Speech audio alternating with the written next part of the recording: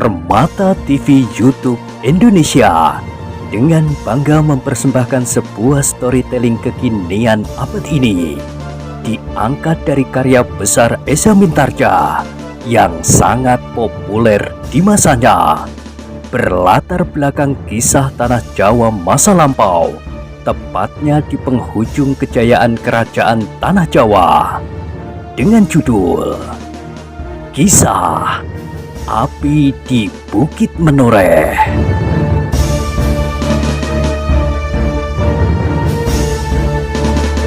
Pada kesempatan yang sangat baik ini, kita masuk pada episode yang ke-337. Selamat menikmati.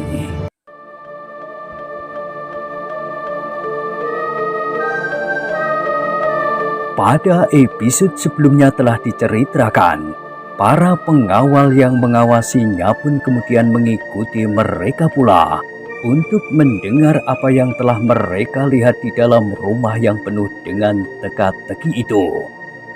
Di gardu, Pandan, Wangi, dan Gupito pun turun sejenak dari kuda-kuda mereka untuk berbicara dengan para pengawal di gardu itu.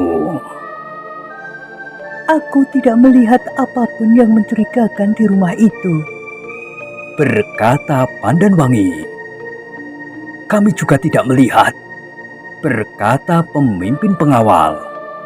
Karena itulah kami menganggap bahwa ada tempat-tempat rahasia yang tidak kami ketahui. Kau salah, jawab Pandan Wangi kemudian. Tidak ada tempat rahasia dan tidak ada orang-orang yang bersembunyi di dalam rumah itu. Pengawal itu mengerutkan keningnya, namun kemudian ia berkata, sepintas lalu, kita memang tidak melihat apapun. Agaknya sudah 2 kali atau lebih aku memasuki rumah itu, dan aku memang tidak menemukan apa-apa. Tetapi setiap kali, sisa-sisa pasukan Tambak Wedi masih berkeliaran di sekitar padukuhan itu. Bahkan seperti yang sudah pernah aku katakan, 1-2 orang dari kami telah hilang. Apakah artinya ini? Aku mengerti, berkata Pandan Wangi. Aku tidak menyangkal bahwa masih ada orang-orang yang berputus asa dan berbuat apapun tanpa tujuan, termasuk membunuh dan merampok. Tetapi mereka tidak bersembunyi di rumah Bibi. Aku sudah bertemu dengan Bibi dan aku percaya bahwa Bibi berkata sebenarnya. Para pengawal itu saling berpandangan, tetapi agaknya mereka tidak segera dapat mempercayai keterangan Pandan Wangi, sehingga Pandan Wangi menjelaskan. Putra Paman Argojoyo itu pun sudah lama tidak pulang. Bibi hidup dalam ketakutan dan kecemasan. Setiap saat ia selalu diganggu oleh perasaannya sendiri dan oleh peristiwa-peristiwa yang sangat menyakiti hatinya. Pandan Wangi terdiam sejenak, kemudian katanya, dengarlah, bukan aku tidak mempercayai kalian, tetapi renungkan, perhatian kalian hanya tertuju kepada rumah itu. Setiap kali kalian menyangka bahwa orang-orang itu bersembunyi di tempat yang rahasia di halaman rumah itu. Setiap ada seorang pengawal hilang, mau tidak mau, menurut perhitungan kalian, orang-orang yang menyergapnya bersembunyi di sana. Itu sudah titik tolak yang dapat mengaburkan usaha kalian, karena kalian sama sekali tidak menaruh perhatian pada tempat-tempat yang lain. Pada saat dengan marah, kalian menggeledah rumah itu, maka orang-orang yang telah melakukan perbuatan jahat itu dengan enaknya tidur di tempat lain yang sudah pasti sama sekali tidak mendapat perhatian kalian. Karena kalian sudah beranggapan mutlak bahwa rumah itulah satu-satunya tempat mereka bersembunyi. Tetapi pemimpin pengawal itu masih tidak puas. Salah seorang dari kami pernah melihat seseorang meloncat masuk ke dalam rumah itu. Itulah kecakapan mereka. Mereka memang membuat kesan seolah-olah rumah itu adalah tempat persembunyian yang paling baik bagi mereka. Para pengawal yang ada di sekitar gardu dan regol itu pun mencoba merenungkan kata-kata Pandan Wangi. Satu dua orang mulai mengangguk-anggukkan kepalanya. Bahkan kemudian pemimpin mereka pun berkata, "Masuk akal juga. Selama ini kami memang hanya mengawasi rumah itu, sehingga kami kurang memperhatikan kemungkinan-kemungkinan lain." Nah, sejak sekarang bertindaklah lebih cermat. Berkata Pandan Wangi. Awasi orang-orang yang masih berkeras hati itu dengan seksama. "Baik," jawab pemimpin rombongan itu. Aku akan segera kembali. Berkata Pandan Wangi kemudian. "Apakah kalian memerlukan beberapa orang untuk mengawali perjalanan kalian?" Bertanya pemimpin pengawal. Pandan Wangi mengerutkan keningnya. Tidak sesadarnya dipandanginya bulak yang terbentang di hadapannya. Namun sebelum Pandan Wangi menjawab, Kupito segera mendahului. "Kami tidak akan menyulitkan kalian.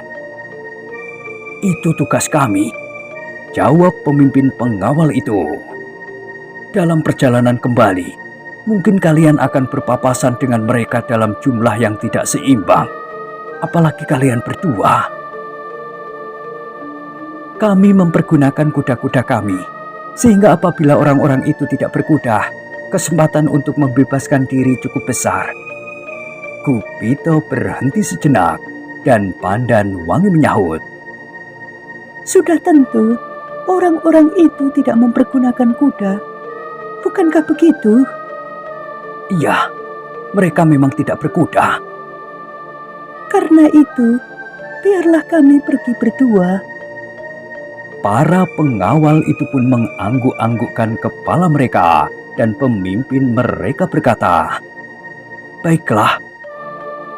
Pandan Wangi dan Kupito pun kemudian minta diri meninggalkan padukuhan yang masih belum terkuasai seluruh segi-segi kehidupannya itu. Namun demikian, kekerasan-kekerasan yang berpengaruh sudah tidak lagi pernah terjadi. Pandan Wangi dan Kupito itu pun segera meninggalkan padukuhan itu melalui jalan di tengah-tengah sawah yang luas. Matahari sudah menjadi kian tinggi sehingga panasnya sudah mulai mengusik kulit. Sepanjang jalan, dada Kupito selalu berdebar-debar. Semakin lama bulak yang dilaluinya menjadi seakan-akan semakin pendek. Kalau mereka melampaui Patisan dan Pategalan yang terletak beberapa puluh langkah dari jalan ini, kemudian sampai di lengkungan jalan di sebelah Susukan, maka kesempatannya menjadi semakin sempit. Karena itu, meskipun dadanya serasa akan retak, namun dipaksakannya juga untuk mencoba menyampaikan pesan Kupolo itu kepada Pandan Wangi, meskipun dengan ancang-ancang yang panjang. Hampir segenap tubuh Kupito menjadi basah oleh keringat. Bukan saja karena panas matahari yang semakin tinggi, tetapi juga karena gejolak di dalam dadanya.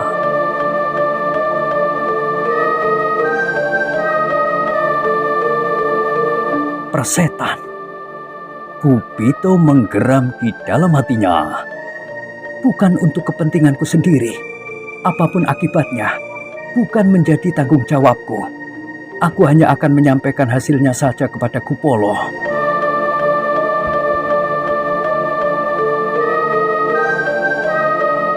Dengan demikian maka akhirnya Kupito telah memaksa dirinya sendiri dengan mengerahkan segenap kemampuan yang ada padanya.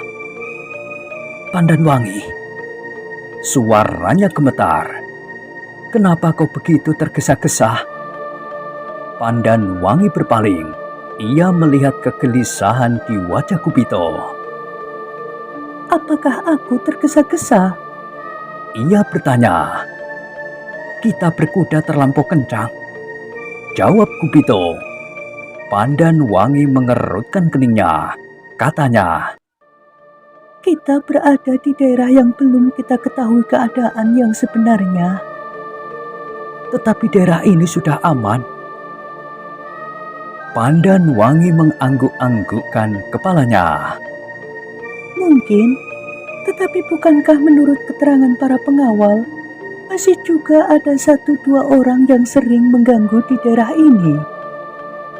Iya, jawab Kupito. Tetapi perlambatlah kudamu.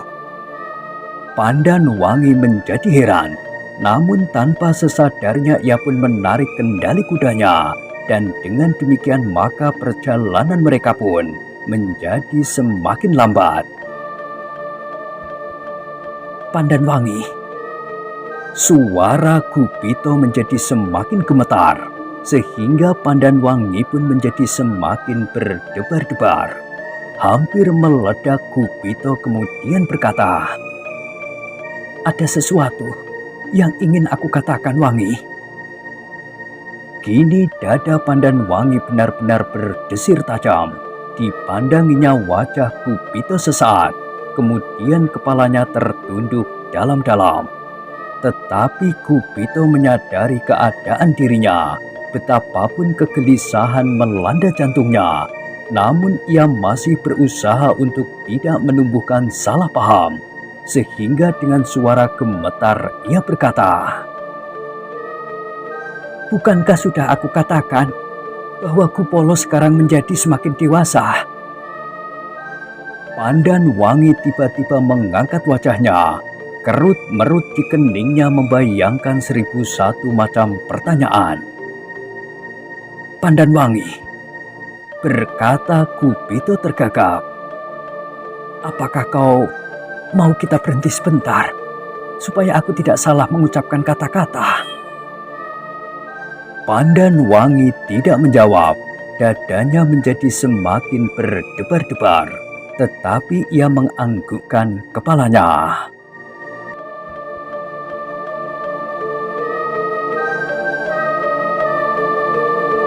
Maka sejenak kemudian mereka pun telah menghentikan kudanya. Kupito yang meloncat turun lebih dahulu dari kudanya berkata, "Turunlah, bukankah kau masih mempunyai sedikit waktu?" Kini tiba-tiba saja tubuh Pandanwangi pun menjadi gemetar. Perlahan-lahan ia turun dari kudanya. Sebagai seorang gadis yang dewasa, maka ia sudah dapat menduga apa yang akan dikatakan oleh Kupito. Namun justru karena itu, maka Pandanwangi menjadi semakin berdebar-debar. Kupito yang sudah basah kuyup oleh keringatnya itu mencoba untuk menenangkan hatinya. Disekanya keringat di keningnya. Lalu katanya, "Pandanwangi, aku tidak tahu bagaimana aku akan mengatakannya. Tetapi aku sebenarnya membawa pesan dari Kupolo. Itulah sebenarnya mengapa aku memaksamu untuk pergi berdua."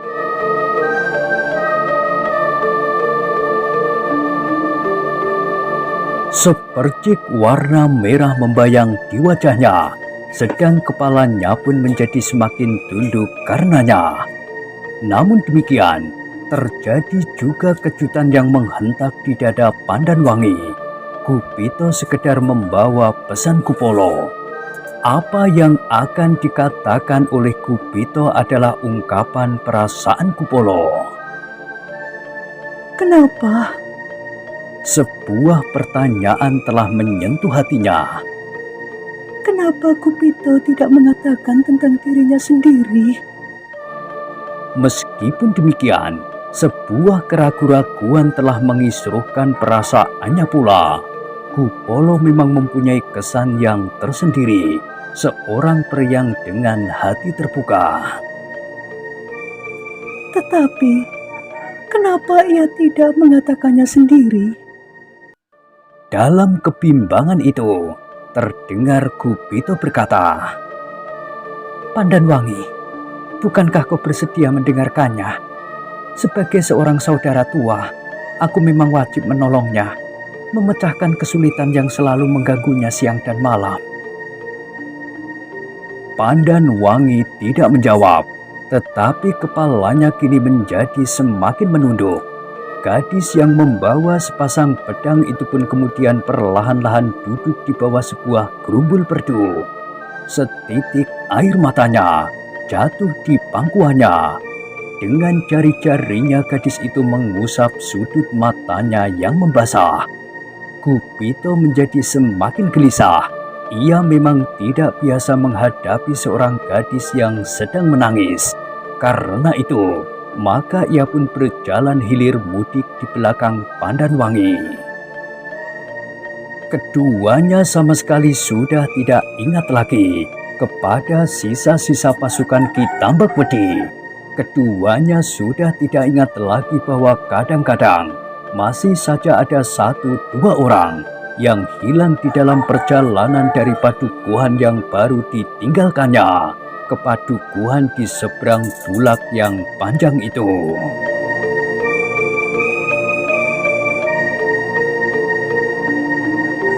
Pandan Wangi yang duduk di bawah gerumbul perdu itu tidak segera dapat menjawab. Terasa hatinya menjadi kacau. Sebenarnya lah, kerisauan itu sudah lama membayanginya. Kedua anak-anak muda itu memang mempunyai kelebihannya masing-masing. Namun bagi Pandan Wangi, Kupito pernah dikenalnya lebih dahulu, sehingga pahatan yang ada di dinding jantungnya agak lebih dalam dari adiknya yang menyusul kemudian. Sekilas bahkan terbayang seorang anak muda yang bertubuh raksasa, Prahasta. Anak muda yang malang itu sama sekali tidak berhasil menggetarkan hatinya. Meskipun di saat terakhir, ia terpaksa menganggukkan kepalanya. Pandan Wangi sama sekali tidak menyangka bahwa anggukan kepala itu, anggukan yang hanya dilakukannya sekali, telah membekas pula di dalam hatinya. Seandainya saat itu Rahasta dapat ditolong, pertanyaan itu pun selalu mengejarnya. apakah yang akan aku lakukan? Kini ia dihadapkan pula pada persimpangan jalan. Tetapi kedua-duanya adalah kakak beradik. Meskipun menurut dugaanku hanya sekedar kakak beradik seperguruan. Desis Pandan Wangi di dalam hatinya. Namun demikian sudah barang tentu, Pandan Wangi tidak akan dapat mempertentangkan keduanya. Kini Kupito datang kepadanya, menyatakan perasaan yang tersimpan di dalam hati.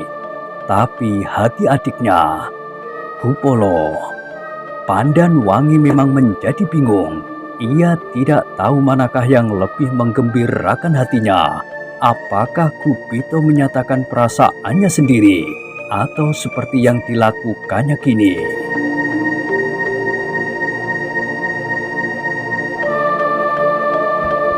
Kupito pun menjadi semakin gelisah karenanya. Bahkan kadang-kadang jantungnya serasa berhenti mengalir. Ketika Pandan Wangi duduk tertunduk, tanpa sesadarnya dipandanginya gadis itu. Dalam sekilas, kenangannya langsung melontar ke sangkal putung. Tanpa dikehendakinya sendiri, Kupito pun mulai membandingkan kedua gadis itu. Pandan Wangi mempunyai banyak kelebihan. Terdengar kata-kata itu terlonjak di dasar hatinya. Anak ini mampu bermain pedang. Kata-kata itu terdengar terus. Tetapi ia sama sekali bukan seorang anak yang manja dan tinggi hati. Ia tahu benar kewajibannya, baik sebagai seorang yang berpedang maupun sebagai seorang gadis. Sambil menyandang pedang, Pandan Wangi berjongkok di muka api menanak nasi dan merebus air. Tetapi Kupito tergagap ketika tiba-tiba saja Pandan Wangi mengangkat wajahnya dan berpaling. benturan pandangan mata mereka membuat keduanya menjadi gemetar. Untuk mengusir kesan yang tersirat di wajahnya, Gupito berkata dengan gugup, "Bagaimana Wangi? Aku sudah mengatakan apa yang harus aku katakan. Sekedar pesan Kupolo." Pandan Wangi masih belum menjawab. Tatapan matanya yang membentur pandangan Gupito itu pun segera dilemparkannya jauh-jauh ke tengah-tengah sawah yang tidak terpelihara itu. Namun demikian, serasa jantungnya berdenyut semakin cepat, sehingga dadanya seakan-akan menjadi pepat.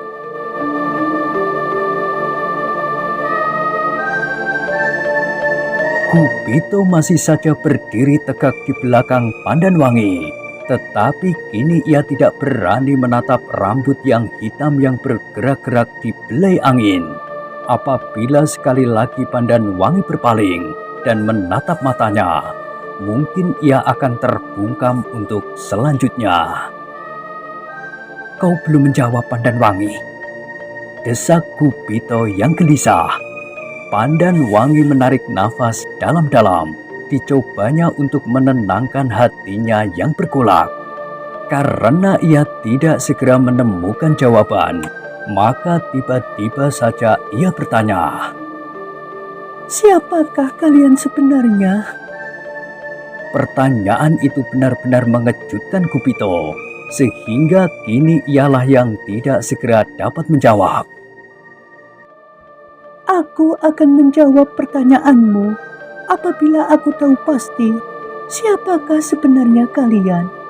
Siapakah kau? Siapakah Kupolo? Dan siapakah gembala tua itu?" Gupito masih tetap berdiam diri. Kegelisahannya menjadi semakin meningkat. Sementara itu, Pandan Wangi masih saja duduk memandang ke kaki langit di kejauhan. Sejenak mereka berdua saling berdiam diri. Hanya desah nafas dan detak jantung masing-masing sajalah yang terdengar di sela-sela desir angin. Namun tiba-tiba mereka dikejutkan oleh gemerisik di seberang jalan di belakang mereka, sehingga dengan gerak naluriah mereka meloncat berdiri dan siap menghadapi segala kemungkinan. Yang telah mereka lupakan itu tiba-tiba kini berada di hadapan mereka. 6 orang dengan senjata telanjang di tangan masing-masing. Salah seorang dari mereka adalah seorang anak yang masih sangat muda. Namun dengan tangkasnya ia merundukkan pedangnya sambil berkata lantang, "Tak ada gunanya kalian melawan." Pandan Wangi terkejut bukan kepalang. Tanpa sesadarnya ia memekik, "Prastowo, kaukah itu?" Anak yang masih terlampau muda itu menganggukkan kepalanya. Jawabnya, "Ya, aku. Kenapa?" "Aku baru saja datang mengunjungi Bibi. Kau sangat ditunggu oleh Bibi dan bahkan oleh Paman." Tiba-tiba saja anak itu tertawa. Suara tertawanya meninggi dan menyakitkan hati. Pandan Wangi mengerutkan keningnya. Ia melihat perubahan yang tajam pada adik sepupunya itu. "Apakah ini putra Ki Argojoyo?" Gupito berbisik. Pandan Wangi menganggukkan kepalanya. Gupito tidak bertanya lagi, tetapi ia harus mempunyai cara yang disesuaikan dengan lawan yang dihadapinya. "Aku sekarang tidak dapat mempercayai siapapun. Kau juga tidak," berkata anak muda itu lantang. "Aku hanya percaya kepada diriku sendiri." Pandan Wangi tidak segera menyahut, tetapi ia mencoba mengenal kawan-kawan adik sepupunya itu seorang demi seorang. "Semula aku tidak menyangka bahwa kaulah yang lewat berdua di jalan ini. Aku kira kau berdua adalah sebangsa cecurut penjilat yang memuakkan. Sehingga aku memutuskan untuk membunuh saja kalian berdua dan kubawa kepalamu sebagai pangewan Ewan." Tetapi aku tertegun ketika aku mengenal kau. Aku menjadi ragu, apakah aku akan membunuhmu atau tidak. Namun agaknya keadaanmu yang memuakkan pula itu telah mendorong aku untuk meneruskan rencana ini. Kau sudah berjumpa dengan orang asing ini. Tanpa malu-malu kau sudah melakukan perbuatan tercela di tengah jalan. Meskipun kau yakin bahwa jalan ini terlampau sepi. Seandainya yang menemukan kau bukan aku, tetapi para perondamu sendiri pun, kau akan dicela dan ditandai dengan noda hitam di keningmu. Apalagi kau putri kepala tanah perdikan menoreh yang hampir mati itu. Prastowo, suara Pandanwangi menyentak. jangan salah sangka. Seharusnya kau bertanya apa yang sedang aku lakukan. Kenapa aku harus bertanya? Aku sudah melihat apa yang terjadi. Kau menyesali dirimu sendiri, sehingga kau menangis. Oh, kau sudah menodai nama baik tanah perdikan ini. Karena itu, kalian berdua harus mati. Apa yang harus aku sesali? Bertanya Pandanwangi lantang. Tentu tentang dirimu sendiri. Tetapi yang sudah terlanjur itu tidak akan dapat kau perbaiki. Apakah aku harus mengatakan? Apakah aku harus menunjuk percikan lumpur di wajahmu itu? Hei, apakah yang kalian kerjakan di semak-semak perdu itu? Lalu kenapa kau menangis? Jelas. Prastowo, Pandanwangi hampir menjerit. kau sudah kehilangan nalar. Tetapi anak muda itu tertawa berkepanjangan. Katanya kemudian, sebagai seorang adik, aku malu sekali mempunyai kakak perempuan seperti kau. Sebagai orang menoreh, aku merasa tersinggung bahwa kau sudah menyerahkan dirimu pada orang asing. Dan sebagai putra ayah, Ki Argojoyo, aku memang harus membalas dendam.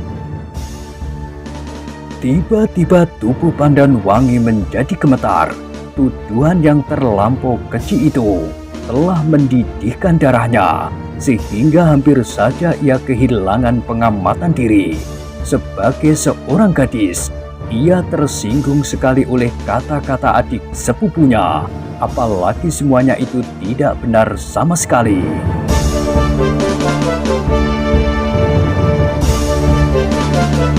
Prastowo, Berkata Pandanwangi dengan suara gemetar. kau jangan asal berbicara saja. Kau salah sama sekali. Tidak terjadi apapun di sini. Tetapi suara tertawa anak itu benar-benar menyakitkan hati. Dalam pada itu, Gupito agak lebih mengendalikan perasaannya daripada Pandanwangi.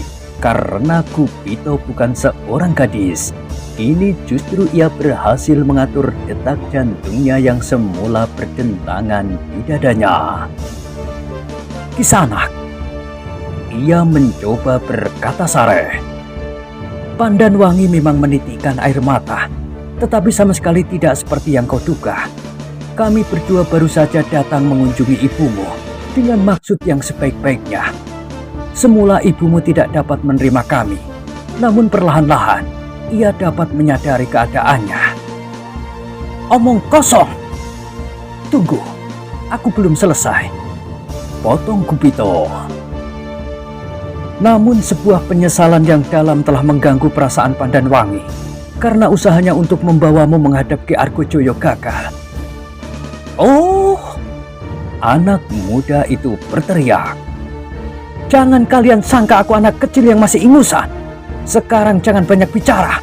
Tindakan kalian telah menodai tanah perdikan menoreh ini. Kalian telah membuat tanah di sekitar tempat ini menjadi sangar dan gersang. Karena itu, tebusannya adalah darah kalian.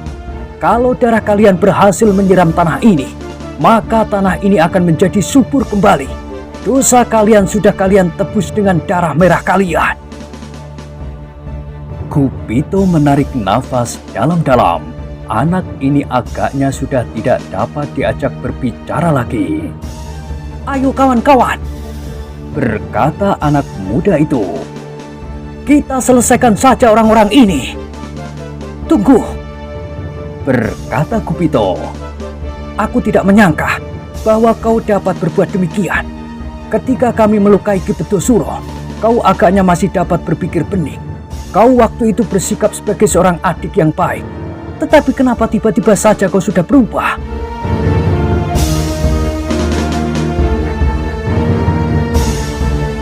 Anak muda itu mengerutkan keningnya. Sejenak ia berdiam dan merenungkan kata-kata Gupito itu. Namun dalam pada itu seorang yang bertubuh tinggi kurus berdesis. Jangan hiraukan, mereka sekedar ingin dihidupi. Anak yang masih sangat muda itu berpaling. Ditatapnya wajah orang yang tinggi kurus itu sejenak. Dan orang yang tinggi kurus itu masih berkata terus. Bukankah setiap orang menoreh akan berkata demikian apabila maut telah menyentuhnya? Itu semua hanya omong kosong. Kalau kesempatan itu datang, maka kaulah yang akan dibunuhnya. Anak muda itu mengangguk-anggukkan kepalanya. Bahkan sejenak kemudian terdengar suara tertawanya mengejutkan. Katanya lantang. Ya, kau benar. Hampir saja aku tertipu oleh orang ini. Tetapi Gupito masih tetap berhasil menguasai perasaannya. Katanya, apakah setiap orang akan berkata kepadamu bahwa kau pernah mempertahankan namanya di hadapan pasukanmu sendiri? Tetapi itu benar-benar kau lakukan atas kakakmu Pandanwangi. Bukankah kau saat itu tampak bertengkar dengan pimpinan pasukanmu? Karena pemimpinmu itu menghina Pandanwangi. Justru karena Pandanwangi berhasil melukai Ki Bedosuro. Sekali lagi anak yang masih terlampau muda itu berkerut-merut. Tetapi sekali lagi orang yang tinggi kurus itu berkata, kau sudah dipengaruhinya. Kau sudah mulai menyentuh getah yang akan dapat menjeratmu. Berusahalah untuk melepaskan diri. Buat apa kita berbicara terlampau banyak? Kalau keduanya sudah mati, maka kau akan berkesempatan mempertimbangkan kebenaran kata-kataku. Apalagi keduanya telah membuat tanah ini menjadi sangar dan gersang karena tindakannya yang tidak tahu malu. Ya, aku mengerti. Kau memang benar. Orang-orang ini harus dibunuh. Apakah kau yakin akan kata-kata orang kurus yang sedang berputus asa itu? Tiba-tiba Gupito menyela. Jangan hiraukan, bunuh saja. Teriak yang kurus. Dengar, kata-katanya tidak menentu. Sahut Gupito. Kalau ia tidak sedang berputus asa, ia pasti mau mendengarkan kata-kataku. Omong kosong, kau sedang dipengaruhi. Kedua orang itulah yang sedang berputus asa. Tentu tidak, berkata Gupito. Bukan kami yang berputus asa. Kami yakin akan kemampuan kami. Ki Bedosuro dapat kami kalahkan. Siapa lagi? Tetapi kami bukan Ki Bedosuro. Ki Bedosuro pun tidak akan mampu melawan kami berenam. Berkata orang yang kurus itu. Sekarang jangan banyak berbicara lagi. Berdoalah supaya arwahmu tidak tersesat ke api neraka. Gupito menarik nafas dalam-dalam. Agaknya orang yang tinggi kurus ini sangat berpengaruh atas putra Ki Argojoyo, sehingga anak muda itu hampir tidak berkesempatan untuk merenungkan dirinya sendiri. Karena itu, maka ia berkeputusan apabila keadaan terpaksa, maka orang yang tinggi kurus ini harus dipisahkan dari putra Ki Argojoyo itu. Sebenarnya lah bahwa Gupito memang tidak sempat untuk berbicara lagi. Orang-orang itu sudah siap untuk menyergap mereka dengan senjata masing-masing. Tidak ada jalan lain, bisik Gupito. Kita memang harus membela diri. Pandanwangi mengangguk-anggukkan kepalanya. Sayang anak itu. Ia masih mempunyai harapan. Orang yang tinggi kurus itu harus dipisahkan daripadanya. Hei!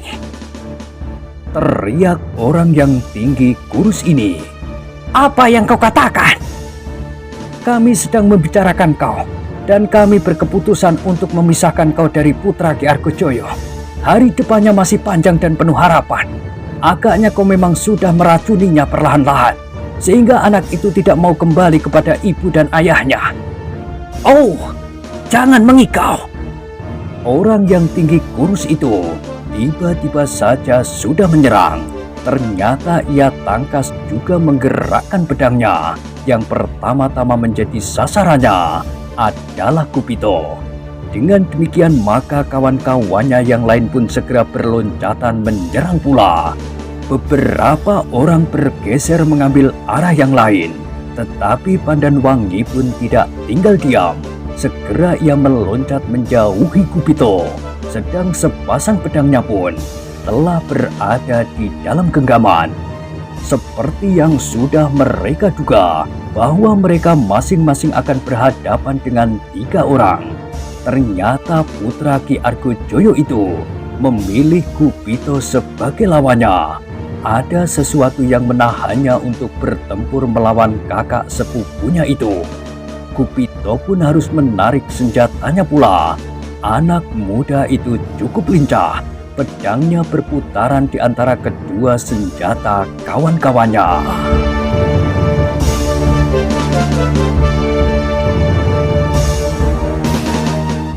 Nah, bagaimanakah kisah selanjutnya? Silahkan ikuti terus kisah Api di Bukit Menoreh pada episode berikutnya. Sampai jumpa.